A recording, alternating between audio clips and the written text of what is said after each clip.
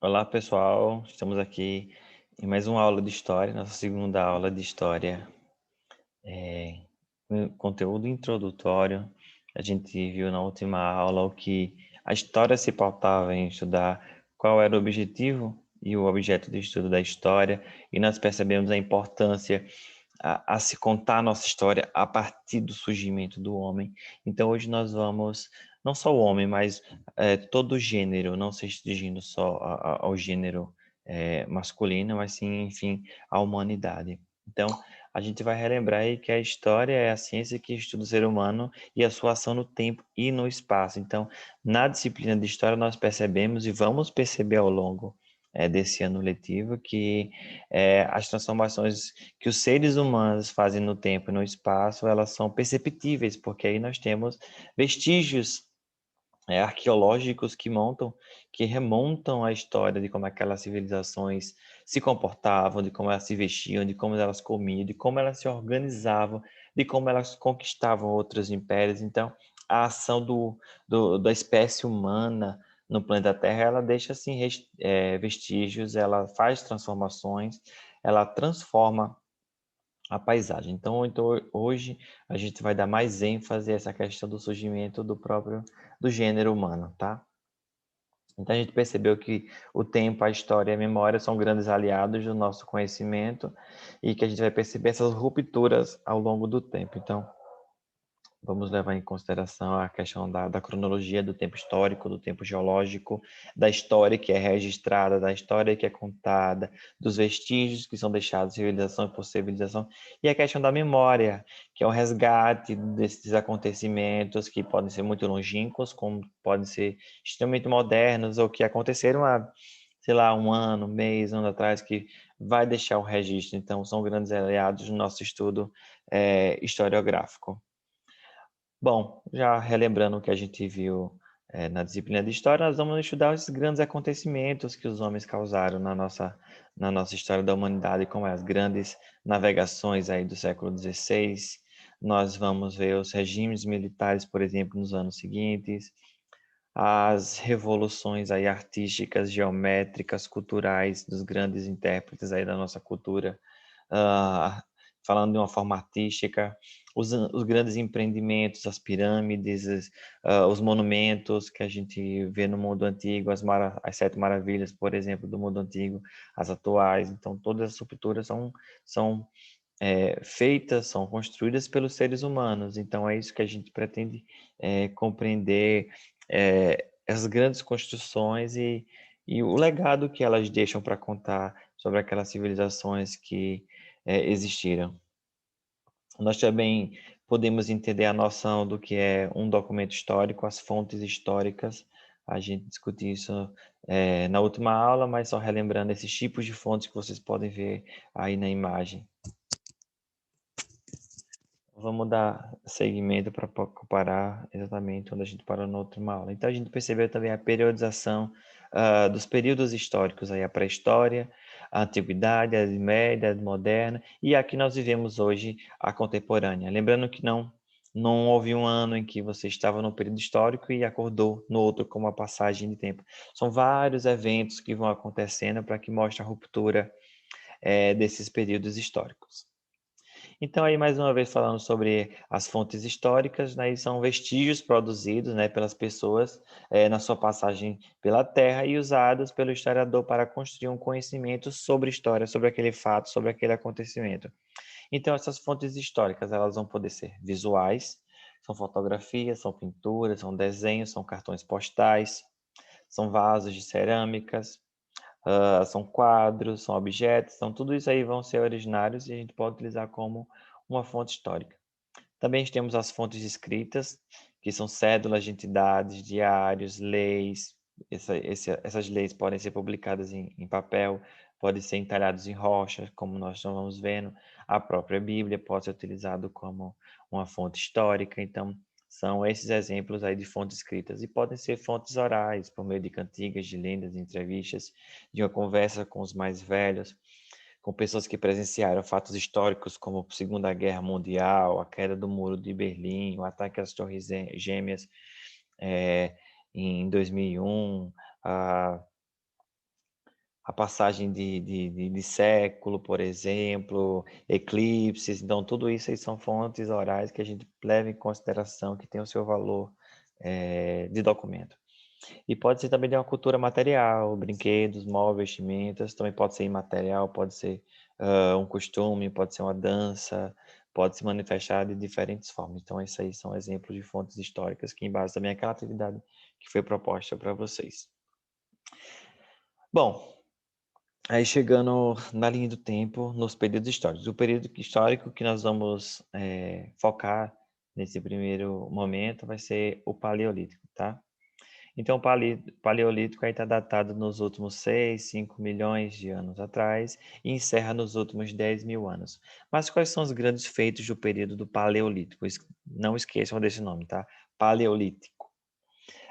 Então, nesse período aí vão estar encerrando ou iniciando alguns eventos, como, por exemplo, as glaciações nos últimos 11 mil anos atrás, começou o fim, na verdade, início, marca das últimas glaciações que nós tínhamos no planeta Terra. Inclusive, a gente vive o restinho da última glaciação, certo? Então, acontece o processo da evolução humana, os seres humanos que habitam aqui na Terra após o surgimento lá, mais para frente a gente vai ver a Lucy e fala um pouquinho no berço na África, são povos nômades.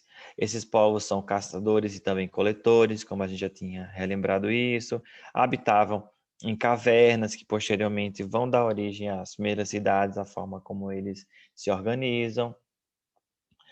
A manipulação do fogo, como a gente também já tem discutido, as possíveis hipóteses de como a gente pode originar o fogo, até porque já era algo presente no nosso planeta, mas a partir do surgimento dos seres humanos, a gente coloca aí o processo de manipulação do fogo, a construção também da roda e o povoamento aqui na América, a distribuição dos seres, enfim, humanos no planeta Terra, tendo como origem lá a partir do continente africano. Então, essa é uma tabela que mostra geralzão aí os períodos históricos, mas dando ênfase ao Paleolítico, e depois a gente fala um pouquinho mais sobre o Neolítico e também a Idade dos Metais. Mas já vamos de antemão falar sobre o Neolítico, tá? Então, o Neolítico vai surgir aí nos últimos 5 mil anos, ele marca o fim aí das glaciações, ou pelo menos inicia o fim dessas glaciações. Acontece também a Revolução Neolítica, que é o quê? Nada mais, nada menos do que o advento da agricultura. Os homens primitivos, homens e mulheres primitivas, conseguiram observar o tempo, o cosmos, o espaço geográfico, ter uma noção de tempo, ter uma noção de espaço, noções de estações do ano, noções de subsistência. Então, eles não são mais povos nômades, eles vão se transformar em povos sedentários. Eles fixam-se em determinados locais, eles plantam o seu próprio sustento, possui água, possui condições básicas para eles estabelecerem uma colônia. Então, aí eles já passam a ser povos sedentários, tá? Então, também são as sociedades primitivas, acontece esse processo também de tecelagem, eles já estão fazendo cerâmica, os vasos, o comércio começa a surgir, as trocas comerciais, então é um período muito do esplendor, do aperfeiçoamento das técnicas e também do intelecto humano, a construção desses metais, dessas peças, desses instrumentos de caça que eles acabam utilizando. Aí surge a idade dos metais, que vai datar aí pelo menos dos últimos 3.500 anos atrás.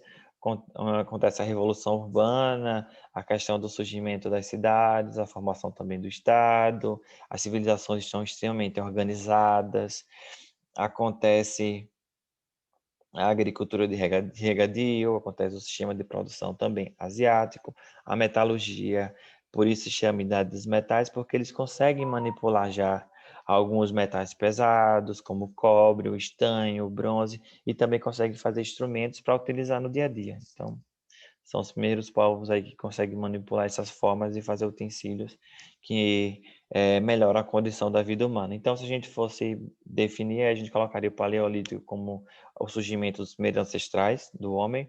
O Neolítico aí vai marcar o período da agricultura e do pastoreio. E a Idade dos Metais vai marcar também o surgimento da metalurgia, da manipulação destes metais. duas coisas que nós precisamos diferenciar quando a gente vai estudar a questão do surgimento do homem, tá? O evolucionismo e o criacionismo. O criacionismo é aquela teoria que também pode ser entendida como um fato. É a criação do homem, da mulher, dos seres vivos, dos céus, da terra, a partir da concepção de que Deus criou tudo isso, naquele período de tempo que a gente conhece, aquele tempo sacro. Dos 7 dias, que descansou no sétimo dia, no primeiro fez os céus e a terra, e todo esse processo que você já conhece. Do ponto de vista da nossa disciplina, da nossa ciência histórica, a gente vai estudar a partir do evolucionismo, não ignorando o criacionismo, mas no ponto de vista da evolução. A evolução ela é uma doutrina fundada a partir da ideia de evolução, tá? Um conjunto a partir do Lamarckismo, e também fundada por Charles Darwin, em base a essa questão da evolução das espécies. Então, a gente vai ver a partir desse processo de evolução, nós vamos entender o surgimento da nossa espécie e até entender o nível de complexidade que nós temos hoje. Então, aí a origem dos primeiros hominídeos, dos primeiros homens, das primeiras mulheres da espécie. Então, mostra uma imagem do processo de evolução para quebrar aquele estigma de dizer, a gente veio do macaco. Não, a gente não veio do macaco, era o nosso ancestral comum. Então, nós vamos entender esse processo aqui de como surgiu a distribuição, povoou. Então, vamos lá. Um dos primeiros gêneros que a gente tem conhecimento é o Australopithecus, que vem surgir aí no norte e no nordeste da África, no continente africano, e ele tem algumas características. A primeira característica, ele é robusto, baixo, o cérebro pequeno, uma boca proeminente, então ele caça, ele coleta, ele faz uso de instrumentos, tem muitos animais, registros de primatas que também constrói ferramentas, instrumentos. Tem um documentário na Netflix que mostra isso, depois eu posso indicar a vocês. Bom, também surgiu o Homo habilis, que também surge na África. Não existem indícios de sua presença fora também do continente africano, então ficou muito restrito a lá. Ele é um pouco mais alto que o Australopithecus, possui uma testa um pouco mais preeminente, que dá uma percepção de que ela é mais inclinada. Bom, ele tem a maior capacidade de fabricar e usar instrumentos e ferramentas. Então, ele está aperfeiçoando a técnica para fazer suas atividades no dia a dia. Aí surgiu o Homo erectus, certo? Na África, na Europa e na Ásia foram onde encontraram incidências arqueológicas dessa espécie. Bom, ele tem uma postura totalmente ereta, e tem uma maior capacidade cerebral, então desenvolve mais funções, tem melhores percepções, está bem próximo do que a gente é, mais próximo, na verdade, do nosso gênero Homo sapiens. Então ele dominava o fogo, ele manipulava o fogo, essa palavra dominava é um pouco forte, eu prefiro dizer que manipulava o fogo. Então ele fabricava roupas, estabelecia divisão de trabalho entre homens e mulheres, começa a divisão social do trabalho, e também ele já expressava algum tipo de fala, então começa esses tipos de comunicações. E aí surge o Homo sapiens, certo? O primeiro, não o nosso único, mas o Homo sapiens, o neandertário. Surge na Europa, ele é ereto, mais alto, cerca de 1,70 m, um crânio achatado, robusto e também testa inclinada. Fabricava armadilhas, realizava cerimônias e também pinturas rupestres, usava a fala, então já podia se comunicar, e é a espécie que faz os registros, né? Então o Homo sapiens aí tem esse nível de complexidade que vai aprendendo a partir das experiências e vai adquirindo muito mais conhecimento. Aí na linha do tempo nós temos aí nos últimos de 2 a 3,5 milhões o Australopithecus, de 2,4 a 1,6 milhões o Homo habilis, de 2 milhões aos últimos 400 mil anos nós temos o Homo erectus, de 2,5 milhões aos últimos 12 mil o Homo neanderthal, e aí nos últimos 300 mil anos nós temos o Homo sapiens, a nossa espécie, que dominou o planeta e tem todos esses 7,5 bilhões de pessoas aí que a gente vê no planeta Terra, superpovoando o planeta Terra. Mas aí, de onde surgiu a humanidade? Onde é que surgiu as primeiras espécies? A hipótese mais aceita até hoje, e os achados arqueológicos eles confirmam isso, é que no continente africano é onde surgiu o berço da humanidade, ou seja, as primeiras espécies humanas elas vão surgir na África. Aqui vocês podem ver o crânio, né? A comparação, e a hipótese mais aceita é a partir do surgimento, encontrar os restos mortais do crânio de Lucy, tá? Um Australopithecus, que foi encontrada na África em 1973. Os cientistas já encontraram fósseis mais antigos que a Lucy, que data os últimos 4 milhões de anos, mas ainda o da Lucy é o mais completo, então atribui-se ao continente africano o surgimento da nossa espécie. E aí, na divisão da história da humanidade, nós vamos dar ênfase ao Paleolítico, Neolítico e Idade dos Metais, como a gente já falou anteriormente. Então, mais uma vez, aí, o Paleolítico ele vai acontecer até os últimos 10 mil anos, quando ele encerrou. E por viver de caça e da coleta, o homem ele era nômade. Então, já enfatizando que ele não tinha um lugar fixo para morar, ele não tinha um lugar fixo para produzir sustento. Então, ele precisava vagar de região em região, uma espécie de cigano para produzir sustento, certo? Mas no Neolítico vai acontecer o quê? Nos últimos 4 mil anos? A evolução da agricultura. Então, ele já está mais familiarizado com o espaço, com o tempo, tem uma noção disso. Ele planta, ele colhe, ele sabe as áreas onde vai ter água, então ele pode estabelecer uma colônia, estabelecer família, estabelecer relações de poder, fazer registro nas cavernas do seu cotidiano, aperfeiçoa, manipula técnicas de irrigação, manipula técnicas de ferramentas.